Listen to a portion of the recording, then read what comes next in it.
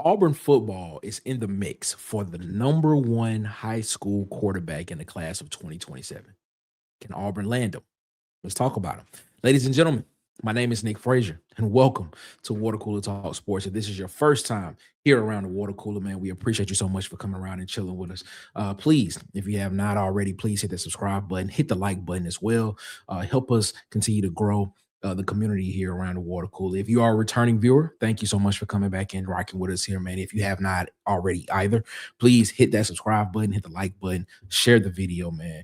Greatly appreciated, man. We appreciate you so much, man. Also, please visit www.watercoolertalksports.com, man, for all of your written needs on college football, SEC football, of course, Auburn football.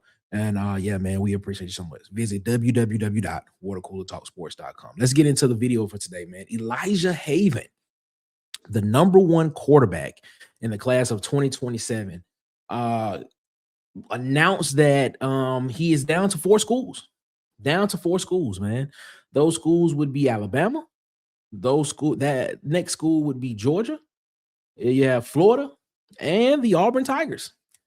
Slid into that top four for the number one quarterback in the 2027 class. I'm not gonna lie, it kind of surprised me.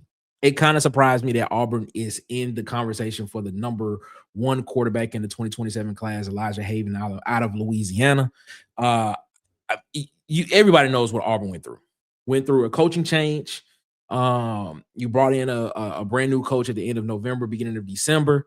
And to now, roughly about 30, 40 days after he's literally been on the job, we are sitting here saying that the number one quarterback, five-star quarterback in the class of 2027, has Auburn in his top four, and that Auburn hat will be on the table when he makes his decision about what school he will be attending for the next 3 to 4 years in his collegiate career, man.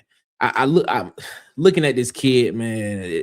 There's nothing that you can sit here and say that that is bad about him, man. I've been watching some stuff about him for about the past 2 days now, just trying to figure out what type of kid he is, trying to figure out what he does best, where is there anything bad about him? I mean, is there anything bad about his game? Not bad about him per se, but bad about the game. Where's is the hype real? And yes, the hype is real. The hype is really real. Let's talk about the physical specimen of this kid, man. 16, 17-year-old kid, man. 6'5", 215 pounds.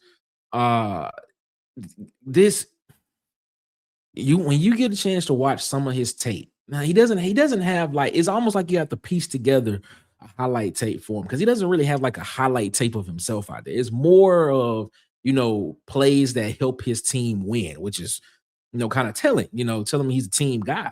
But when you kind of see him play and you kind of see what he does on the football field, and I'm looking at him and I'm imagining him in what this offense with what Alex Golesh, what Alex Golesh and Joel Gordon wants to do on the offensive side of the ball, I'm looking at this and saying, man, he could do numbers in this offense, man. But just looking at physical specimen, 6'5", 215. When you just look at him, man, the thing that's impressive about him, man, is his lower body. He has a very strong lower body, like a solid base. You know what I'm saying? For a quarterback that tall, that size, man, strong legs. I mean, he's powerful when you see him on film. When he runs the football, it's hard to tackle him. When he throws the football, he's very strong in the lower part of his body, man. Very strong guy right there, man. Very powerful base, man. When you look at the tape, the good that you see in him, strong arm. He can throw. He can throw the football. When he decides to throw the deep ball, he's normally majority of the time he's on point with it. He puts the ball in a place where it's easy for his receivers to catch the football, and things of that nature. I mean, he's athletic. He doesn't unless it's a called run play, he doesn't really scramble a lot when you watch him on tape. Now he'll scramble out of the pocket sometimes, just to try to, extend the play. And try to and that's when he does some great things, like when he's throwing on the run, because most of the time when you as a quarterback, when quarterbacks are throwing on the run, you almost throwing off the wrong foot anyway. So when he does that, majority of the time, the ball is pretty much accurately in the vicinity of what a receiver is, and the receivers make the football. They make the catch.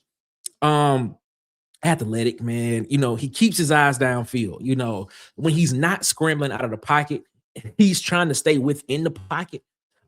He's trying to, move up in the pocket and trying to, maneuver within the pocket to make the play instead of trying to do anything extra. He's not, it's almost like when you watch him, he's not looking to run, he's not looking to run the football. Like if the play breaks down, he steps us in the pocket. He steps up in the pocket, excuse me, steps to his right and to his left, whichever side is available that's open. And he's keeping his eyes downfield, looking for his receivers, number 7 and number 1 on his team in Dunham and Baton Rouge. Forgive me if I don't know that. I think one of those guys is a South Alabama commit, if I'm not mistaken. So you potentially have two guys from the same school and stay in the same state. But you look at that, man, and you see how he keeps his eyes downfield. He's looking to keep the play alive. He's looking to not try to get hit. He's trying to protect himself. He's trying to make the best play for the team.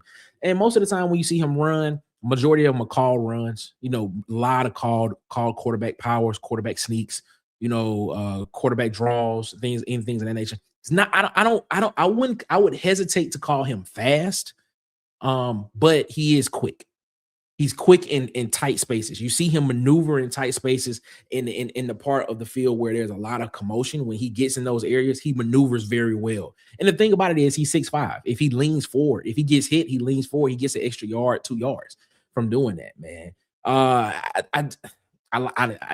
There is nothing really, really bad that we can say about the kid, to be honest with you. The one thing that I did notice, though, this is what I will say, is sometimes the ball does sail. It does sail a little bit when he throws the football. And that's just a natural thing of footwork. Sometimes throwing off your back foot instead of stepping into the throw. Majority of the time, if you step into the throw, majority of the time, which he does, the ball will be, it won't sail on you a little bit, and the receiver has to kind of stretch out to make it. Watching what film there is out there of him, it's really few and far between seeing that. You know what I'm saying? But that's just something that you just that you just keep working on as a quarterback. You keep working on the footwork part of it, because that's really how you throw the ball as a quarterback. If you get the lower part of your body correct, when you get ready to throw the football, that's really 50-60% of the battle. And then from there, you get your shoulders square, you get your shoulders pointed to where your target is majority of the time. You can deliver the ball great. You can deliver the ball. But right now, sometimes he overcompensates that because his arm is very, very good, and he has a very strong arm and can put the ball in some tight windows, and throws a really tight spiral as well. Throws a really, really tight spiral as well, man. How does he fit in this Golesh offense? How does he fit in a Alex Golesh, Joel Gordon offense? I think he fits perfectly, man. I think with what Auburn wants to do, when Auburn has those wide splits, when the wide receivers are outside the numbers, when you have a little bit of that RPO game going, when the quarterback has to, fake the ball, flip his hips, turn around and get the ball out to the receiver on the edges, man, he can do that. He also has the ability to be a threat to run the football. You know what I'm saying? Even though, just from looking at some of the tape from his high school, he doesn't really want to run the ball. He will run it, but I don't think that's the first thing on his mind just from watching him play. And he can make throws in his offense. He will get developed by Gordon and Golesh in this system. Could he be a 3,000, 1,000 yard passer in this offense? Potentially. He potentially can be. But I look at this guy, man, and I say the sky is the sky. The sky is the ceiling, man. He probably go further than that. This kid is great. I see why he's the number 1 quarterback in the class of 2027, man. And for Auburn to be in the mix, for him to potentially be on the plains and be in an Auburn uniform, it's very telling. Very, very telling. Now there is some competition. You have Lachlan Hewlett, who's on the plane, who's on the team already. You just signed Tristan Tia. You have Raj Brush, who's on this roster as well, who was signed in this 26 class. But I tell you, when this kid steps on campus, the one thing about him is he's gonna work hard. His demeanor Like just from watching him and being around his head coach, and head coach and offensive coordinator there, he just seems calm and collected. You know, when you watch him play, he doesn't look like he gets rattled. You know, when he's playing, it's almost like he's just like, all right, man, this happened. Let's just move this way. Let's keep my eyes downfield and let's just find an open man. You know, it's almost like he doesn't get, discombobulated in the pocket. You know, he's calm, he's cool. You know, he maneuvers very, very well. You know, and when he needs to run, he will run. I want to keep reiterating that. Is he does not look is he does not look to run the football to me. He's not a scramble first guy. He wants to throw the football. He said that I was watching the interview. He said that he doesn't really model his game after anybody. But if he had to, he said that he likes Jaden Daniels. He likes Joe Burrow. He likes uh, Josh Allen. You know, those are some of the quarterbacks that he liked to watch. So, I mean, you looking at him play, man, and when you watch him play, you can see a little bit of each one of those guys in him, and things and stuff of that nature. So I'm excited about it, man. Can Auburn land him at Auburn? I think it'll be we don't know. We don't know yet. We will see. But it would be very, very, it would be very, very, you know, it would be very, very nice if he were to put on that AU hat when he does decide to announce his commitment to whatever school he plans on going to for the next 3 to 4 years, man. So Elijah Haven, number one quarterback out of the state of Louisiana, man. Check him out.